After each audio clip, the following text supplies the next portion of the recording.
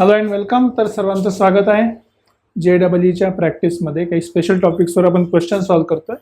आजचा पण question interesting आहे. सेम कन्सेप्ट जो आपण या वीकमध्ये शिकतोय. तर कन्सेप्टवर इम्पॉर्टंट पॉईंट काय लक्षात ठेवा की आपल्याकडे इंटिग्रेशन करायचं आहे आणि त्या इंटिग्रेशनची व्हॅल्यू काहीतरी कंपॅरिझनमध्ये दिलेली आहे की याच्यापेक्षा छोटी पाहिजे, याच्यापेक्षा मोठी पाहिजे. म्हणजे बेसिकली जे आपण बघितली प्रॉपर्टी, त्या प्रॉपर्टीशी रिलेटेड काहीतरी आहे. ठीक आहे, इनइक्वालिटी प्रॉपर्टी ऑफ इंटिग्रेशन. पण जर ऑब्जेक्टिव्हली विचार केला तर आपण याला इंटिग्रेट करू शकतो का? थोडा विचार करून बघा. इथे क्युबिक इक्वेशन आहे, हा रूटच्या आतमध्ये आहे. म्हणजे या नंबरचा जर आपण सॉल्व्ह करतो म्हटलं तर पॉवर 3/2 होईल. मग याला सॉल्व्ह करत वेगवेगळ्या मेथड लावत खूप वेळ लागेल. तर एक्झॅक्टली आपल्याला सॉल्व्ह नाही करायचं, आपल्याला फक्त चेक करायचं आहे की हा फंक्शन कुठल्या टाईपचा आहे. जर आपल्याला ही प्रॉपर्टी लावायची असेल मॅक्सिमम आणि मिनिममची किंवा एंड पॉईंटची, तर आपल्याला काय माहिती पाहिजे की फंक्शन खरंच मॅक्सिमम मिनिमम अचीव करते की नाही, किंवा इन्क्रीजिंग आहे की डिक्रीजिंग आहे चेक करायचं आहे. तर चेक करायला पूर्ण फंक्शन न घेण्यापेक्षा आपण आतलंच फंक्शन घेऊया. सो लेट अस सपोज की f(x) जे आपलं फंक्शन आहे ते आहे 2x³ - 9x² + 12x + 4 हे आपलं फंक्शन आहे. नंतर आपण त्याला कन्वर्ट करूया हळूहळू. आता इन्क्रीजिंग डिक्रीजिंग चेक करायला मी डेरिव्हेटिव्ह काढतो.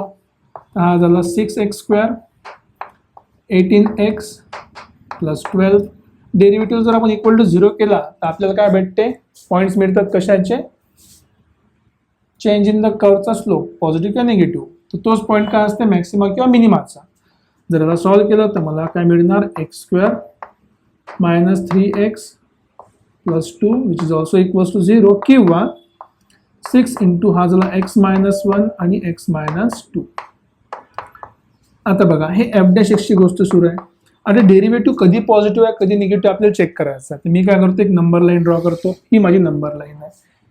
इथे असेल 1, इथे असेल 2.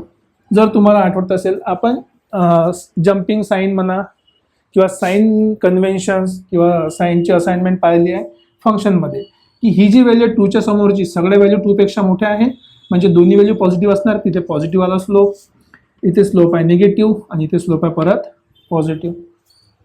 झालं. इथे आपल्याला माहीत पडलं की जेव्हा आपल्याला इंटिग्रेट करायचं 1 to 2च्या मध्ये, तर या रिजनमध्ये, या रिजनसाठी खालचं जे फंक्शन आहे फक्त फंक्शन ते काय डिक्रीजिंग आहे. कंटिन्युअसली काय होत आहे? Decreasing. So f(x) is decreasing function.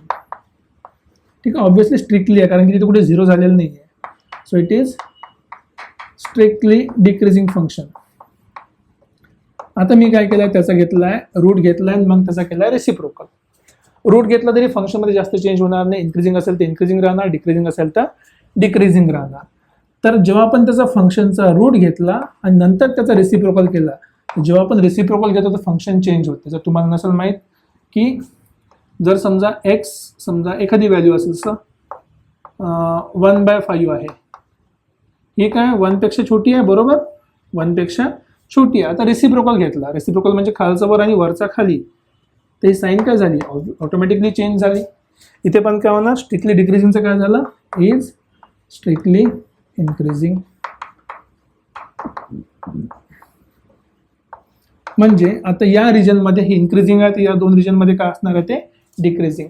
आता आपल्याला आयडिया माहीत पडली. हे पण माहीत आहे की स्ट्रिक्टली इन्क्रीजिंग आहे की स्ट्रिक्टली डिक्रीजिंग आहे. तर पूर्ण फंक्शन जे आपल्याकडे आहे सध्या, इट इज स्ट्रिक्टली इन्क्रीजिंग. कुठल्या रेंजमध्ये? 1 आणि 2 मध्ये. तर जर मी एक रॅन्डम ग्राफ काढतो म्हटलं, समजा हा x ॲक्सिस, हा y ॲक्सिस, आणि व्हॅल्यू काढणं काही मोठं काम नाही आहे. बघा इथे समजा 0 आहे, एक्सची व्हॅल्यू जर 0 पुट केली तर 0 0 0 4 झाला. 4 तर रूट आहे 2, तर 1/2 किती झाला? 0.5. इथे कुठेतरी असेल 0.5. तर या रिजनमध्ये हा आहे समजा माझा 1, इथे आहे 2. 1 आणि 2 मध्ये फंक्शन काय होत चाललं आहे? इन्क्रीजिंग. ठीक आहे, एक सेकंड. 1 आणि 2 मध्ये फंक्शन काय होत चाललंय आपलं? 1 आणि 2 मध्ये काय? इन्क्रीजिंग फंक्शन आहे. इथे व्हॅल्यू वाढणार आहे. तर आपण f(1) काढून बघा आपण एकदा. ठीक आहे, थोडंसं मोठी घेतो व्हॅल्यूज. थोडंसं म्हणजे व्हॅल्यू मोठ्या घेतल्या तर आपल्याला बरोबर काढता येईल. समजा इथे आहे 1, इथे आहे माझी 2, इथे कुठेतरी असेल हा 1, हा 0.5 पण तीच असणार आहे, बरोबर? ओके, ठीक आहे. तर f(1) किती होते आपण काढूया आता. f(1) f नाही, हे जे इंटिग्रल आहे 1चं, जे फंक्शन आहे, ठीक आहे. त्याला काय नाव देऊ आपण, त्याला काही जे नाव असेल त्याचं जी ऑफ वन, ठीक आहे.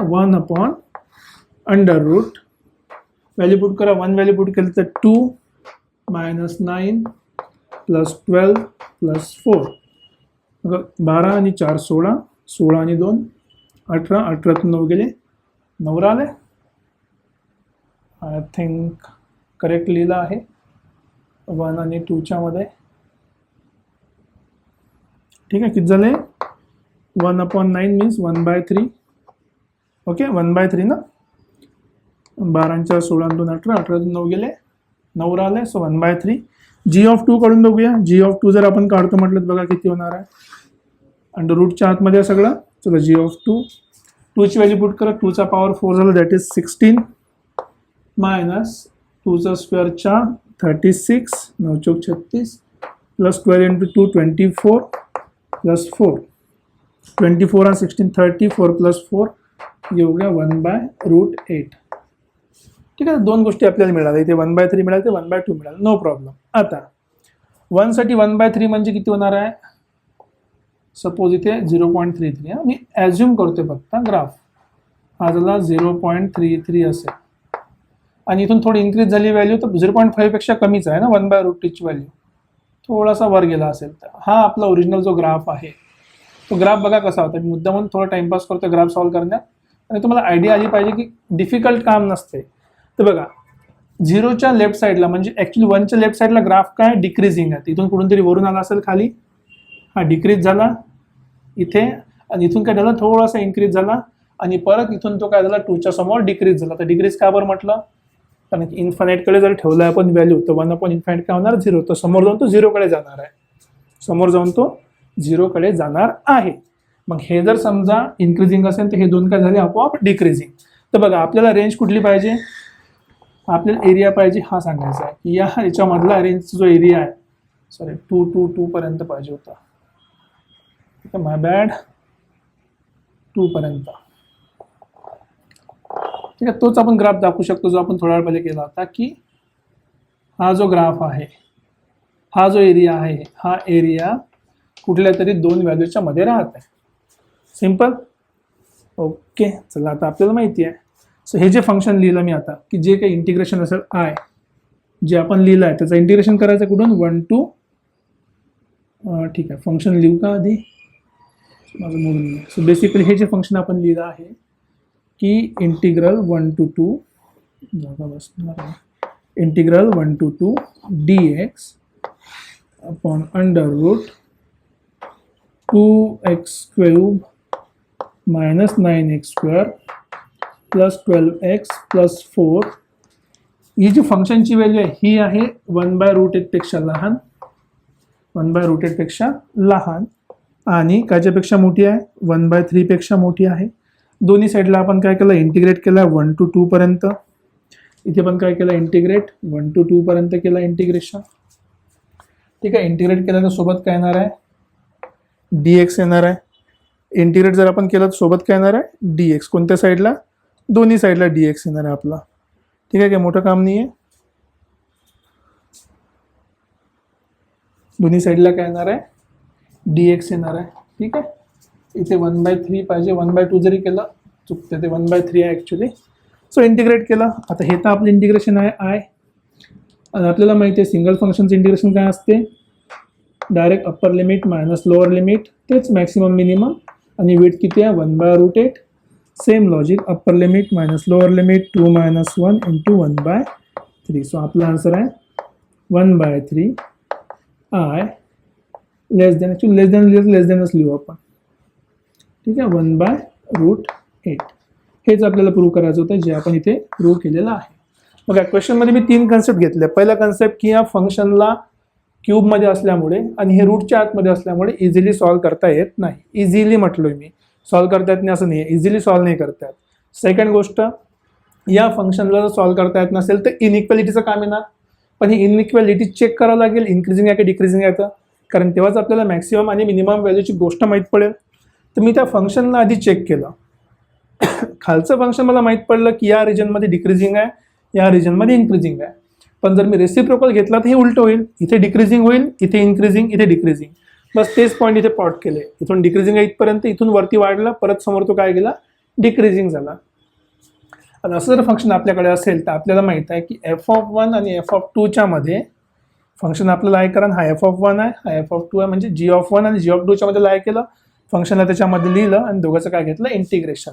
जेव्हा ह्या इंटिग्रेशनचा अर्थ काय होते, basically area of maximum, area of minimum value. दोघांचं एरिया काढून बघितलं, आपल्याला भेटलं की इंटिग्रेशन लाईज बिटवीन 1/√3 अँड 1/3.